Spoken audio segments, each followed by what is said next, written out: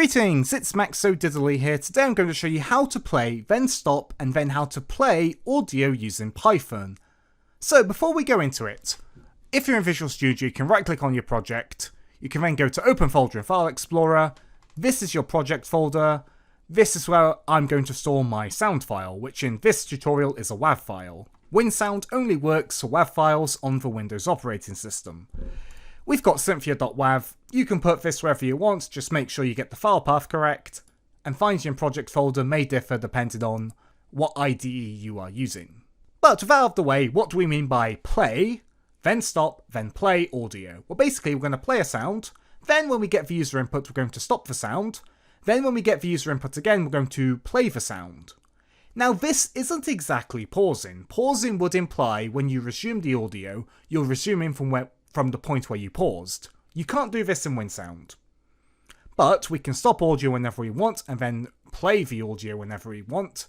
So we can kind of stop the audio, then play, but it starts from the start of the audio, not where you stopped. So let's get right into it. Firstly, you need to import Winsound. Why do we do this? We need it to play the sound. After that, we're going to do winsound.playSound. This will sound familiar. I can't believe I just did that. I'm sorry guys, that was awful. Then we do Cynthia.wav or whatever your file path of your WAV file is. And we do winsound.snd_async. We need this one. This is needed. SND loop isn't needed. I just wanted to show you it can work if you're looping sounds, but you don't need this here. It doesn't have to be with looping sounds. And the reason why you need async is, if we don't have async, this line of code will execute until the sound stops playing, and then this line will be called after the sound has stopped playing. So you need this. You need to do async, otherwise it kind of defeats the purpose of this tutorial. Also, click the eye up in the corner if you want to know how to play sound or loop sound. And obviously if you loop sound you need to include async, otherwise it doesn't work. And input, enter any input to stop sound. Pretty simple. We haven't actually assigned the input to a variable. You don't need to do that. You can if you want to, but you don't have to, because we just want to basically hit the enter key. After that, we do winsound stop play sound, none and 0. What's going on here? We're playing a sound, but we pass in none, which is basically the keyword in Python to mean no value is being assigned. If you pass none into play sound, it just stops all the sounds being played from Winsound in your program. We pass in a 0 because we don't need any flags. We don't need to loop for stopping of the sound. We don't need to async the stopping of the sound. It just stops the sound, then goes to the next line of code. So you can put in a 0. And obviously none because there's no sound you want to play. Then we do input, enter any input to play the sound. Pretty simple, we're getting user input.